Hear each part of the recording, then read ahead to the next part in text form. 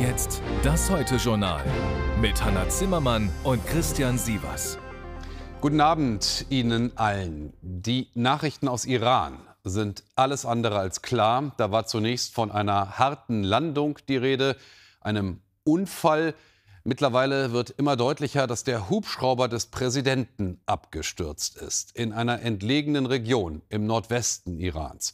Dass eine hektische und zunehmend verzweifelte Suche läuft nach Ebrahim Raisi, einem Hardliner als Regierungschef. Außerdem nach Irans Außenminister, dem Gouverneur und dem wichtigsten Imam der Region. Alle waren offenbar an Bord. In den Machtzentren der Welt halten sie den Atem an. Was wir aktuell wissen, hier sind die ZDF-Reporter Nils Muni und Kamran Safjarian. Die iranische Region Ostaserbaidschan vor wenigen Stunden. Alle verfügbaren Kräfte der Armee und Revolutionsgarden suchen ihren Präsidenten. Schon den ganzen Tag sind sie in der schlammigen, verregneten, schwer zugänglichen Bergregion im Nordwesten des Irans unterwegs. Raisi und Außenminister Amir Abdullahian sind mit dem Hubschrauber zur aserbaidschanischen Grenze geflogen, weihen dort einen Staudamm ein, gemeinsam mit dem aserbaidschanischen Präsidenten Aliyev. Gegen 13:30 Uhr Ortszeit auf dem Rückflug verliert der Präsidentenhubschrauber den Kontakt zur Kolonne.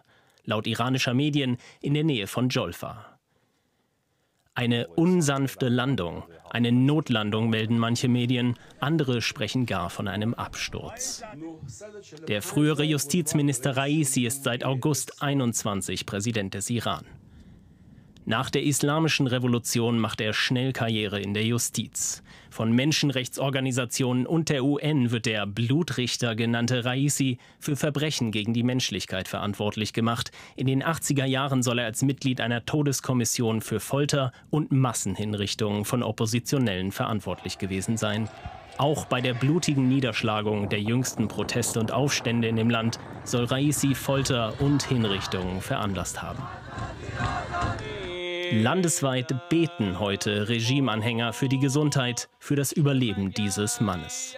Auch der religiöse Führer, der mahnt, die Menschen müssen sicher sein, dass es keine Störungen in den Angelegenheiten des Landes geben wird. Notlandung oder Absturz. In Teheran ahnt man am Abend das Schlimmste.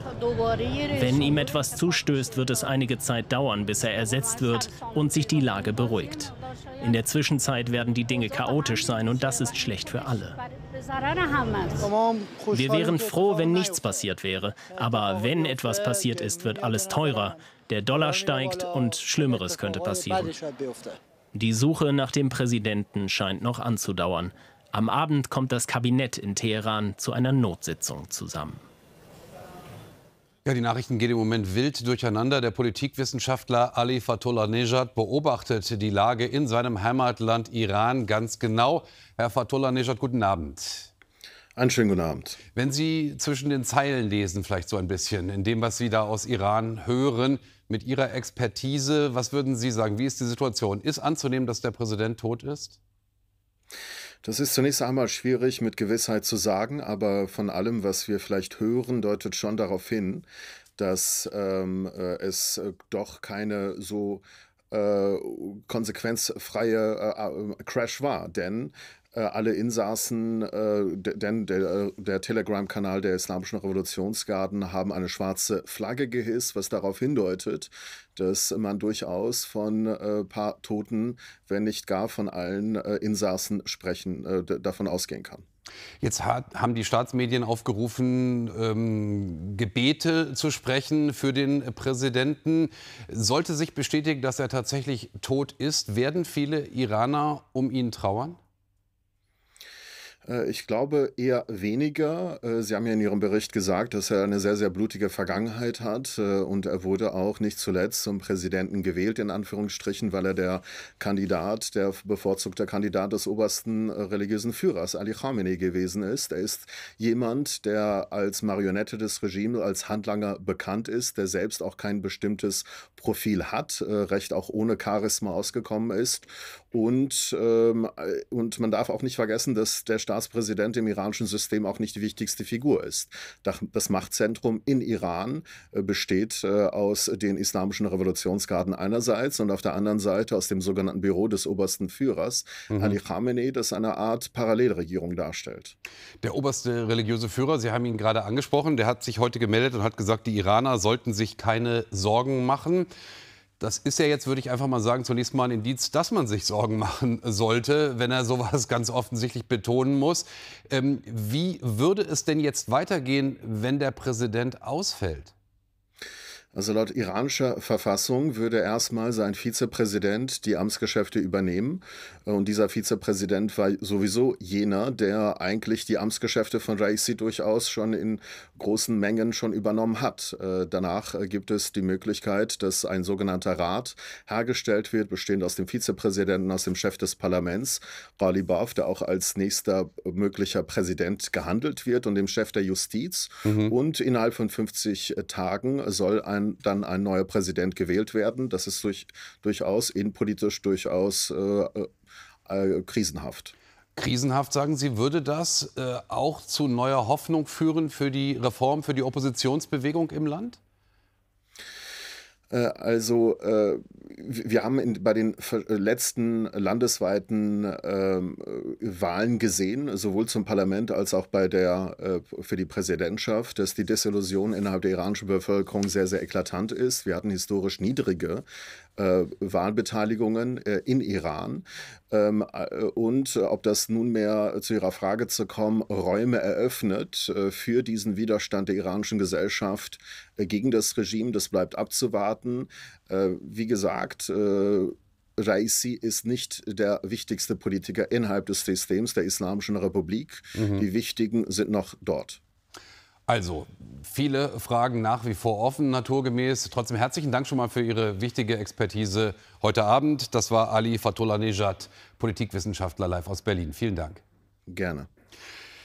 Und damit nach Deutschland und genauer gesagt in den Südwesten Deutschlands, wo die akute Hochwassergefahr gebannt ist und für viele jetzt erst das Aufräumen beginnen kann und ein erster Überblick über das Ausmaß der Unwetterschäden entstehen kann. Während die Lage sich also entspannt, warnen die Meteorologen allerdings bereits vor der kommenden Woche und viel neuem Regen. Claudia Oberst. Seit gestern Nacht laufen die Pumpen nonstop. Bei Familie Menges hat sich die Blies ins Haus gedrückt. Innerhalb von wenigen Stunden war hier alles unter Wasser. Jeder packt mit an.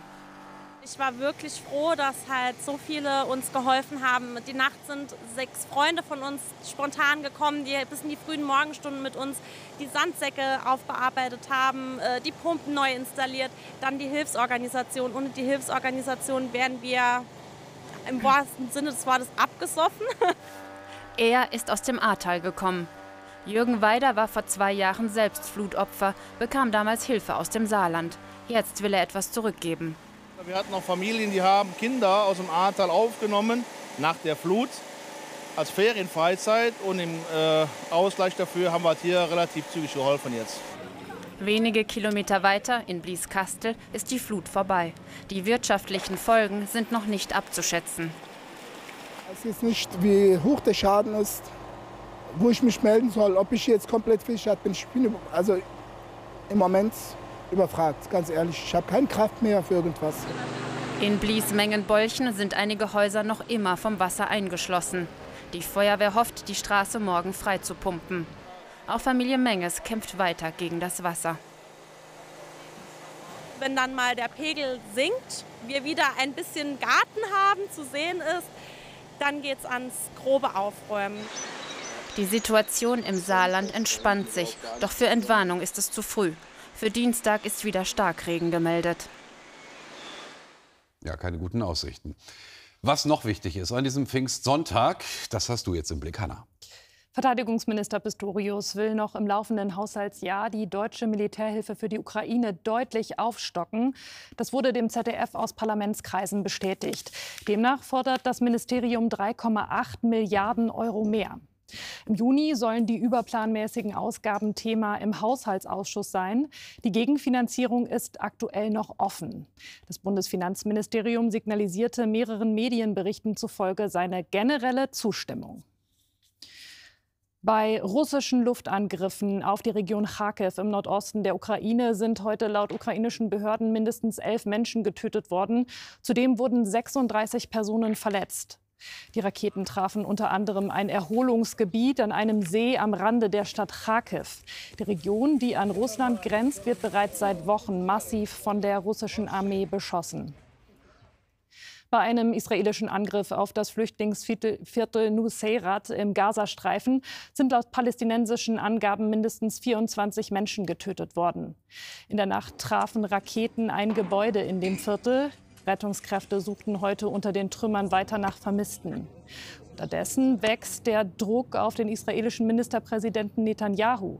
Benny Gantz, Minister im Kriegskabinett, droht mit Rücktritt, sollte Netanyahu binnen 3 Wochen keinen Plan für eine Nachkriegsordnung im Gazastreifen vorlegen. Die vornehme Zurückhaltung der Wirtschaft hat ein Ende. Die Sorge ums Geschäft wächst und führt zu einem bemerkenswerten Appell. Der reicht vom Schraubenhersteller über den Bankvorstand bis zur Fluglinie. Wie steht es um die Festigkeit der deutschen Demokratie? Das fragten immer mehr Kunden und Investoren aus dem Ausland, stellt Deutsche Bank-Chef Christian Sewing diese Woche fest. Die Ideen von Populisten seien reines Gift für die Wirtschaft. Die Initiative von mehr als 30 Unternehmen zielt auf die Europawahl und zeugt von der Sorge vor einem Rechtsruck. Florian Neuhan mit mehr dazu. Sehr geehrte Damen und Herren, meine lieben Mitarbeiter und Mitarbeiterinnen. Vor ein paar Wochen schreibt Reinhold Wirth einen Brief an seine Beschäftigten. Wirth, Jahrgang 35, hat aus einem Schraubenhandel einen Weltkonzern gemacht und für sich ein Vermögen. Heute macht er sich Sorgen wegen des Aufstiegs der AfD. Wir machen normalerweise keine Politik im Unternehmen. Im Fall der AfD ist das eine Ausnahme, weil eben das Grundgesetz angegriffen wird. Wirth fürchtet um den Bestand all dessen, was seine Generation aufgebaut hat. Ich habe ja als 10-Jähriger noch das Ende der NSDAP erlebt und ich sehe schon diese Gefahr, dass dem Brexit weitere Bestrebungen folgen, die Europäische Union möglichst zu stören, vielleicht sogar zu zerstören. Im Europawahljahr legen Wirtschaftsvertreter ihre Zurückhaltung ab. Die Lufthansa präsentiert Flieger mit politischer Botschaft. Mehr als 30 prominente Konzerne starten eine Kampagne gegen Rechtspopulismus. Und Wirtschaftsfunktionäre warnen vor einem Rechtsruck bei der Wahl. Populisten wie die AfD, die einen Austritt aus der Europäischen Union vorschlagen, gefährden Millionen von Arbeitsplätzen. Wir wenden uns da entschieden gegen. Wir wollen ein manchmal besser regiertes Europa, aber wir brauchen Europa, wir brauchen den Binnenmarkt und Wachstum und Wohlstand daraus. Und so steckt hinter den Warnungen vor allem eines: der Blick aufs Geld. Die Angst, nicht mehr genügend Fachkräfte aus dem Ausland zu finden, oder die Sorge vor dem, was die AfD in ihrem Europawahlprogramm fordert. Eine Rückkehr zur D-Mark oder eine mögliche Volksabstimmung über den Austritt aus der EU, so wie beim Brexit.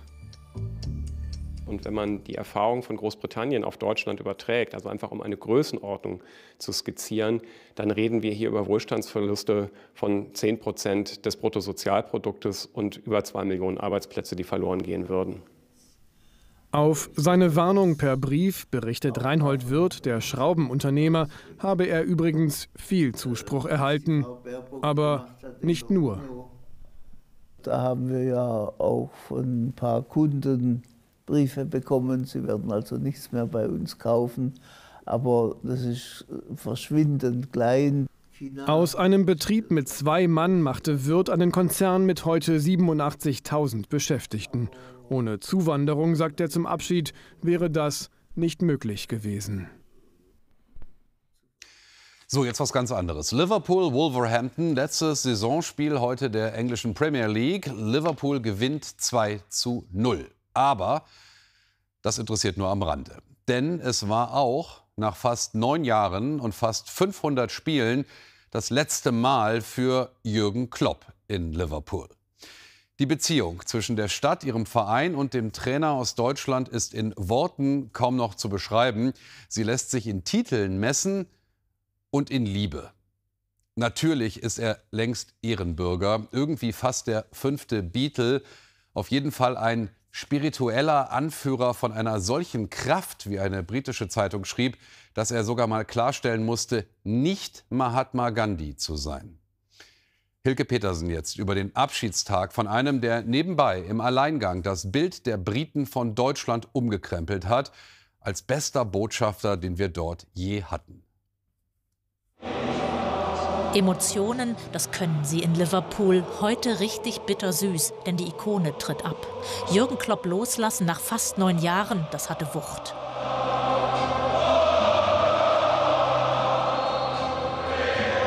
Der Mann ist der Umarmer, nicht nur auf Fußballrasen, er ist der Held der ganzen Stadt. Und dies der Höhepunkt des langen Abschieds von Liverpool.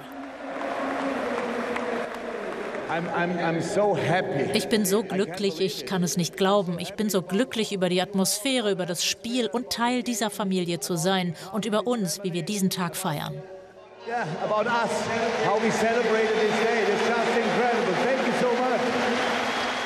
Ach ja, Fußball hatten sie auch gespielt und 2:0 gewonnen gegen die Wolverhampton Wanderers. Die Klopp-Liebe überall sichtbar in Liverpool.